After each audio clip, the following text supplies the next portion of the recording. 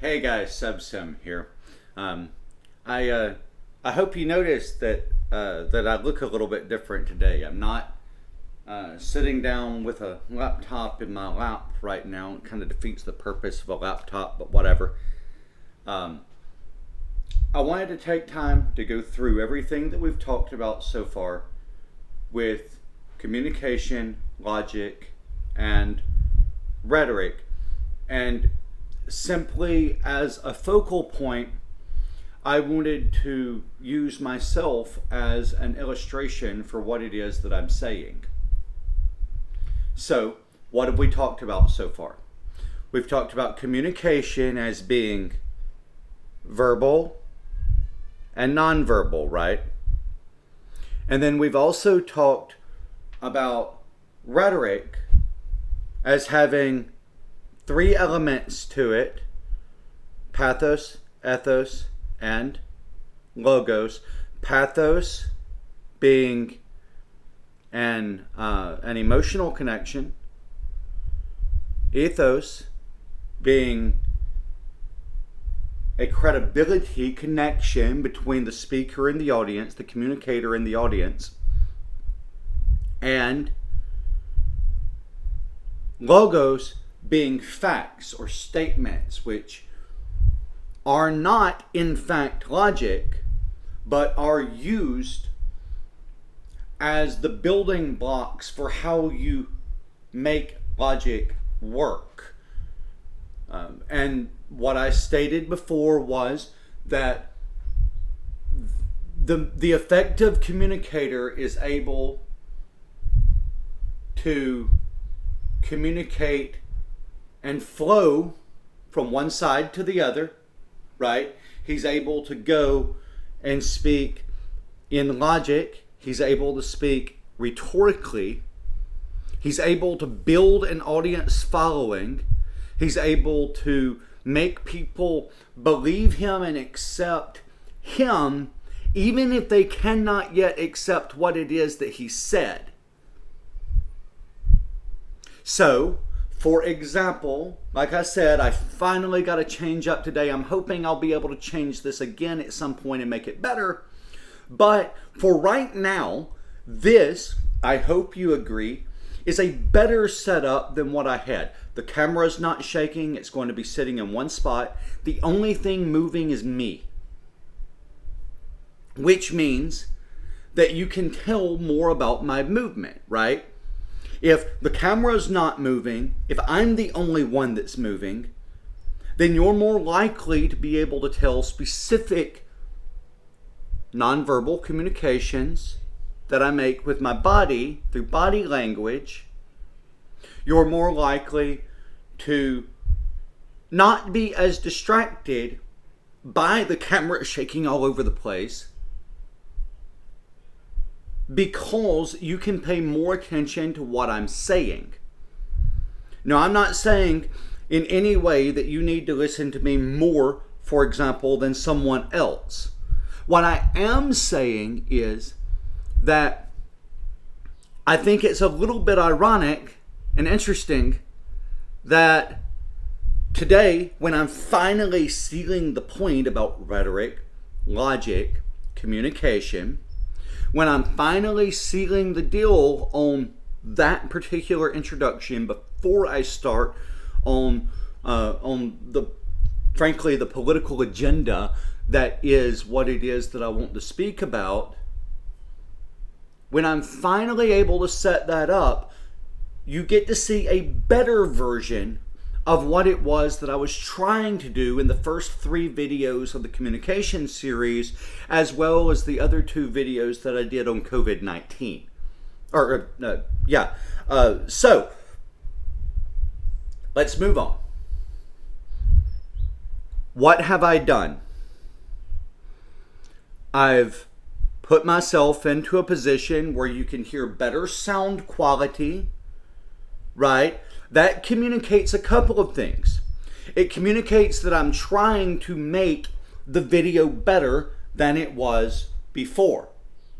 It also communicates that something has shifted. Now, you don't know what. I can see clearly. I'm looking around my apartment. I know exactly what is different. I know how it is that this is set up differently than it was yesterday. I know what makes this video somehow more significant, aesthetically speaking, than other videos that I've done in the past. And I also see what it is that I want to do to make it even better. But for right now, let's get off of me for a minute, move back to the subject at hand. Communication. Words have meaning. If I were to tell you that I was going to the store, would you then think that I was going to the bar? Would you then think that I was going skating? No, you wouldn't, right? Because words are significant. Verbal communication involves an understanding of what the words that you are saying mean. You use correct words. You use them intentionally in order to convey a particular message. Nonverbal. The pause that I just did, the movements that I'm doing with my hands, the tone and the pitch of my voice, the emotion that you have the ability to express just by the way that you speak. It's nonverbal communication, and it's highly effective when used properly as a speaker. Then we move on to rhetoric, right? We've gone through this before, you know the drill. What's the very next thing to come is rhetoric, and then there's 3 parts of rhetoric. We've already said this. Rhetoric begins with pathos, which is an emotional connection. If I tell you that I love puppies, and you love puppies already, you immediately trust if I tell you something good about puppies. Now, you might not. I'm not telling you that just because I tell you that I like puppies that you should trust my opinion about puppies. But it is a powerful motivator to get someone on your side.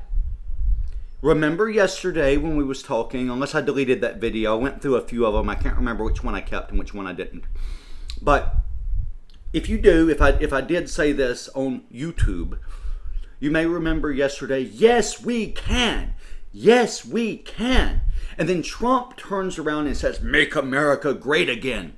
Those are both emotional connections. Obama is saying, yes, we can make change.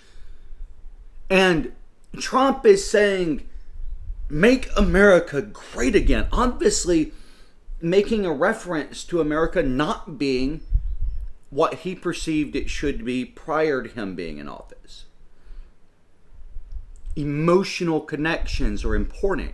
When you're able to deliver one effectively, you're able to get people on your side without possibly them even realizing that they're on your side. Ethos. Ethos has to do with credibility.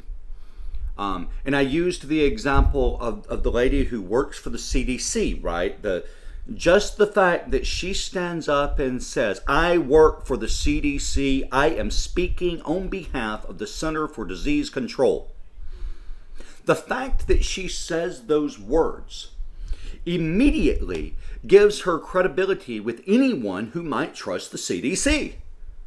If you trust the CDC, if you trust the Center for Disease Control, you're more likely to trust someone who is blatantly telling you that not only do they work for the Center for Disease Control, but they are speaking on their behalf.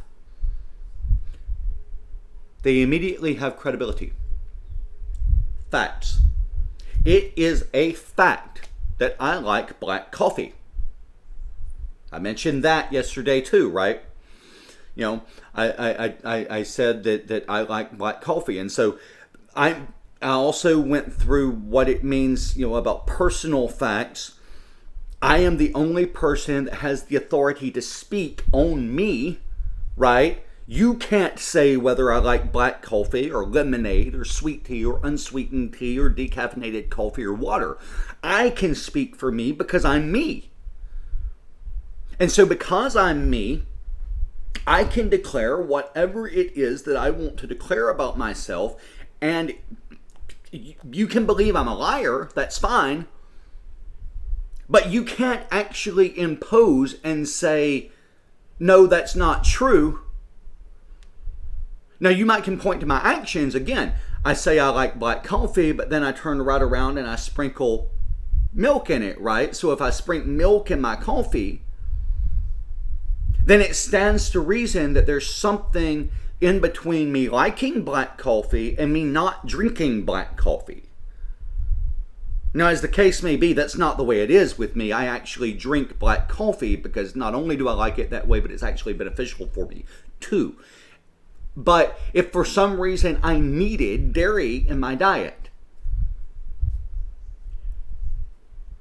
I would need to pour milk into my coffee in order to ensure that I had dairy in my diet. Okay. Logic. Logic has to do with taking presupposed, pre-understood, pre-proven facts. Things that I have said about me. I like black coffee. Because I've said that I like black coffee, if there is a statement like, I have had coffee today, which by the way I haven't today, but if I have had coffee today, unless I've said otherwise, it's reasonable to assume that my coffee was black. Logical progression. Okay, I promise you that this was the very last of my introductions.